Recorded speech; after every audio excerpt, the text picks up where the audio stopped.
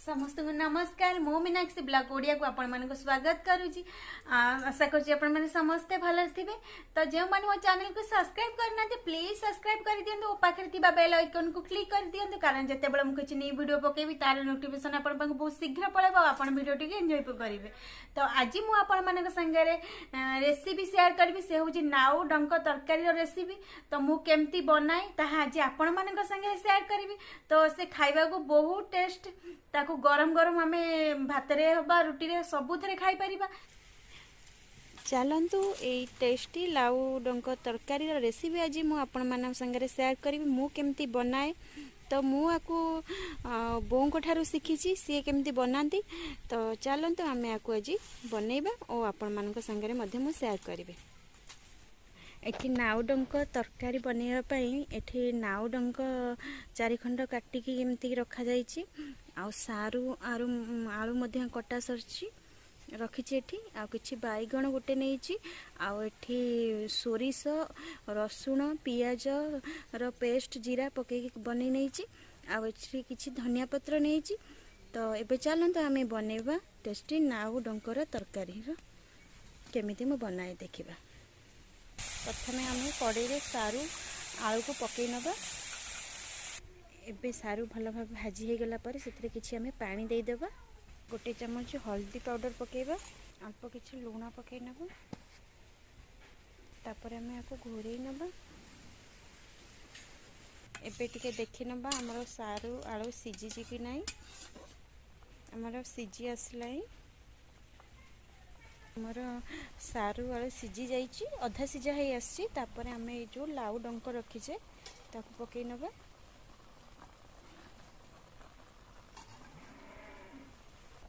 एठी मसला में जो सोरिस मसला रखी थिले तार पेस्ट को एठी पकई नबा।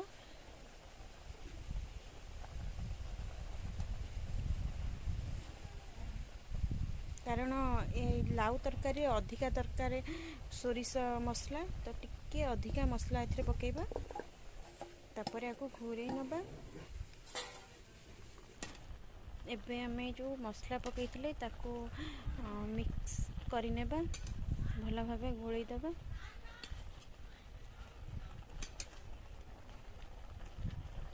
एबे बाइगण जो काटिक रखिथिले ताको पकई देबा। घोरै नबा। एबे देखि नबा सिझी कि नाही कारण आमे भल कि सिझेइबानी को अल्प दर सिझा रखेबा। कारण अधिका सिझी गला टेस्ट आसी न थाए। तो माने टिके टाण थिबो से अनुसार आको सिझेइबा। मसला भी हमर सिझी जाई ताको टिके भल भाव मिक्स करि नबा। एबे हमर सिझी आसिलाई कारण मैं कही ना अल्प सिझा ये करिबा अधिका सिझेबानी। तो ये छुंक आमे करिबा आको गोटे जगह को काढ़ी नबा। गोटे जगह को आको काढ़ी नेइची। हमर कढ़ी ताती गलाई। तो आमे टिके तेल पकेबा एधरे। एथरे हमर बहुत कम भी तेल खर्च हुए कारण बहुत माने हेल्दी खाद्य ना ताधरे एते तेल दरकार नहीं। तो गोटे लंका पकेबा।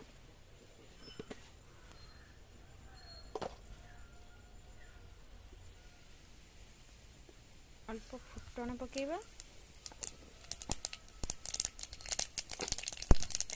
फुटण फुटी आसे तरकारी को उजाड़ नबा भल भाबे मिक्स कर नबा। आधरे बड़ी भी पड़िबो। जो माने आइंस खाती से माने एथरे चिंगुड़ी सुकुआ पकई पड़े।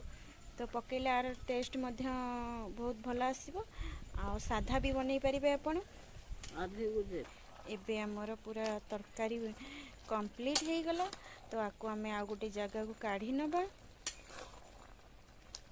देखंतु केते शीघ्र केते कम समय रे ए तरकारी बनी जीवो और खाइबा पई भी मध्य बहुत स्वाद। एबे हमर पूरा रेडी गरम गरम लाउ तरकारी आकु आम भात सांगे खाई परिबा।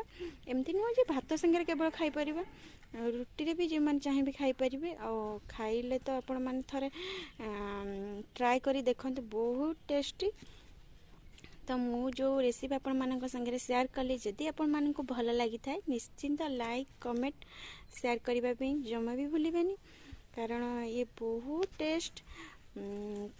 आकु सांगे सांगे गरम गरम खाइबे, ठंडा हो गले टिके भल लागबनी, किंतु बहुत भल।